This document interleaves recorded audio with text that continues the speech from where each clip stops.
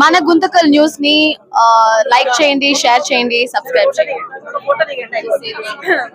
మన గుంతకల్ న్యూస్ లో లైక్ చేయండి, సబ్స్క్రైబ్ చేయండి అండ్ షేర్ చేయండి. థాంక్యూ. మన గుంతకల్లు న్యూస్ కి స్వాగతం.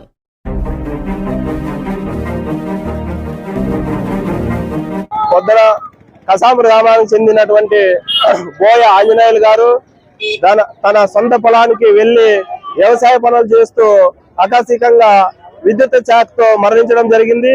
అదే విధంగా అదే ఆంజనేయులు గారు ఇంతకు ముందే విద్యుత్ షాక్ సంబంధించినటువంటి లైన్ మ్యాన్ లక్ష్మణ్ గారికి 10 సార్లుగా ఎన్నో సార్లుగా మా పొలంలో లైన్ కిందికి సాగింది, అది ఎప్పుడైనా మాకు ఇబ్బందికరంగా ఉందని ఎన్నో సార్లు చెప్పినా కూడా లక్ష్మణ్ గారు ఎప్పుడు పెడిచెవులు పెట్టి ఆ ఉన్నతాధికారులకు కూడా అక్కడ ఉన్నటువంటి సమస్యను చేరవేయలేదు.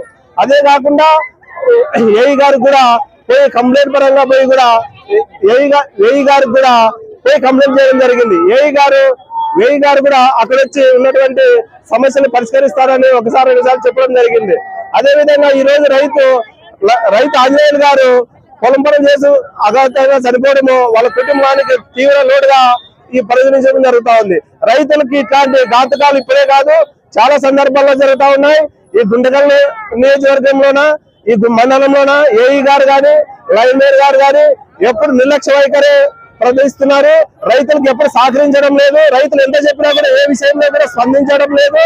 రైతులను ఆదుకోవాల్సినటువంటి అవసరం ఈ ప్రభుత్వానికి ఉంది.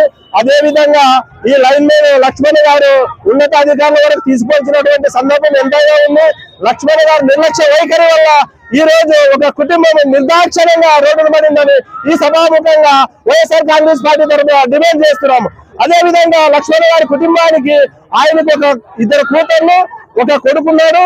ఆ పిల్లలకు ఉపాధిగా ప్రభుత్వం తరఫున 50 లక్షల రూపాయలు డిమాండ్ చేస్తున్నాము. ఖచ్చితంగా ఇవ్వాలని వైఎస్ఆర్ కాంగ్రెస్ పార్టీ తరఫున డిమాండ్ చేస్తున్నాము. ఆయనకి న్యాయం చేయకపోతే ఈ ప్రభుత్వం వైఎస్ఆర్ కాంగ్రెస్ పార్టీ రాస్తారోకలు చేసి ఉద్యమాన్ని చాలా ఉధృతం చేస్తామని ఈ సభాముఖంగా తెలియజేస్తూ, అదే విధంగా ఇక్కడ ఉన్నటువంటి ప్రజాప్రతినిధులు ఈ విషయాన్ని గమనించి ఆ కుటుంబాన్ని పరామర్శించి ఆ కుటుంబానికి అన్ని విధాలుగా ఆదుకుంటామని భరోసా ఇవ్వాల్సిన సందర్భం ఎంతగా ఉందని ఈ సభాముఖంగా తెలియజేస్తున్నాము. ఆంజనేయులు గారికి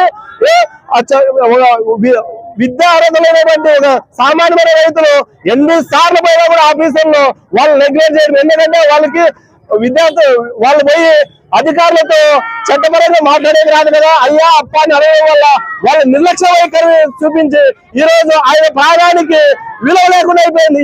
ఈ యొక్క అధికారులు నిర్లక్ష్య వైఖరి వల్ల ఈ అధికారుల నిర్లక్ష్య వైఖరిని ప్రభుత్వం గుర్తించి వాళ్ళపై తగిన చర్యలు తీసుకోవాలని ఈ సభాముఖంగా తెలియజేస్తున్నాం. జై జగన్.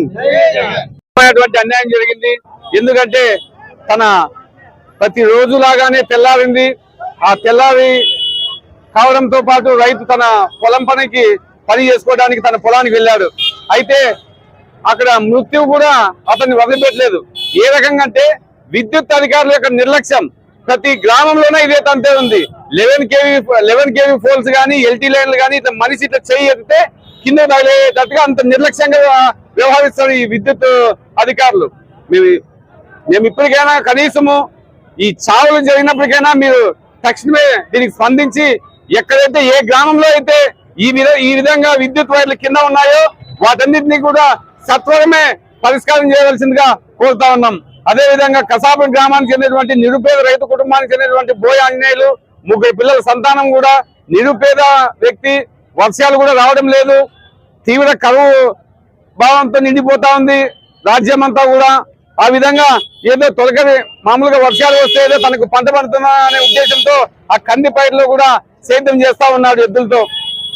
ప్రమాదవశాత్తు అయితేనేమి విద్యుత్ వైర్లు ఎక్కడైనా కానీ ప్రమాదవశాత్తుగానే ఉంటాయి. కానీ అవి మనిషి ఇట్లా చేయి ఎత్తితే కిందకి తగలేటట్టుగా ఉండకూడదని చెప్పేసి మేము ఈ సభాముఖంగా తెలియజేస్తా ఉన్నాం.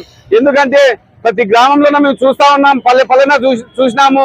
విద్యుత్ వైర్లు చాలా భయంకరంగా చాలా దీన స్థితిలో ఉన్నాయన్నమాట. వీటినన్నింటినీ కూడా సత్వరంగా పరిష్కరించాలా.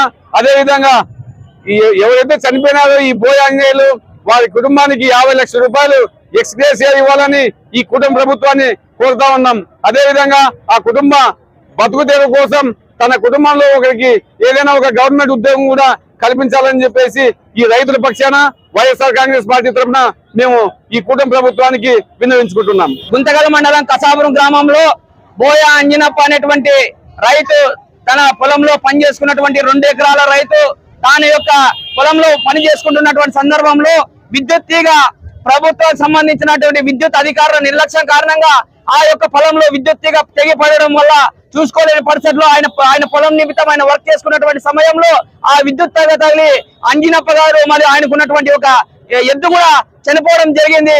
ఇది ముమ్మాటికి కూడా ప్రభుత్వ సంబంధించిన విద్యుత్ అధికారుల నిర్లక్ష్యం అని చెప్పేసి మేము వైఎస్ఆర్ కాంగ్రెస్ పార్టీగా తెలియజేస్తున్నాం. ఎందుకంటే ఈ రోజు మనం చూస్తున్నాం రైతులకు పంటలు లేవు, వర్షాలు లేవు. అదే విధంగా రైతులు ఎక్కడ చూసినా కూడా అప్పులు చేసుకుని ఆత్మహత్యలు చేసుకున్నటువంటి ప్రభుత్వం రోజుకు కూడా ఈ రాష్ట్ర వ్యాప్తంగా దేశవ్యాప్తంగా 20 మందికి పైగా రైతులు చనిపోతున్నారు అనేకమైనటువంటి కారణాల చేత.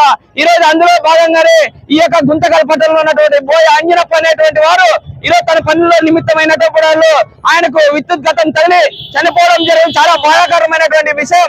ఆయన కుటుంబానికి వెంటనే ఈ రాష్ట్ర ప్రభుత్వం 50 లక్షల రూపాయలు ఎక్స్గ్రేఫియా ప్రకటించాలా. అదే విధంగా ఆ కుటుంబంలో ఉన్నటువంటి వారి కుటుంబంలో ఒకరికి ఉద్యోగం కల్పించాలని చెప్పేసి మరి అదే విధంగా సంబంధిత అధికారులు వెంటనే వచ్చి ఆ కుటుంబాన్ని పరామర్శించి ప్రభుత్వం దృష్టికి తీసుకుపోయి వాళ్ళకి తగు న్యాయం చేయాలని చెప్పేసి మేము వైఎస్ఆర్ కాంగ్రెస్ పార్టీగా తెలియజేస్తున్నాం. వైఎస్ఆర్ కాంగ్రెస్ పార్టీ రైతు విభాగం అధ్యక్షుడిగా ఈ రోజు నా పేరు బాబురావు యాదవ్. ఈ రోజు గవర్నమెంట్ హాస్పిటల్ లో గంతుల అంజనేయులు అనే వ్యక్తి కరెంటు తీగల వల్ల ఈ రోజు మరణించడం జరిగింది. ఆ కుటుంబం రోడ్డు పాలైంది. ఈ రోజు వాళ్ళకి 3 పిల్లలు ఉన్నారు, ఇంకా పెళ్లి కాని పిల్లలు ఉన్నారు.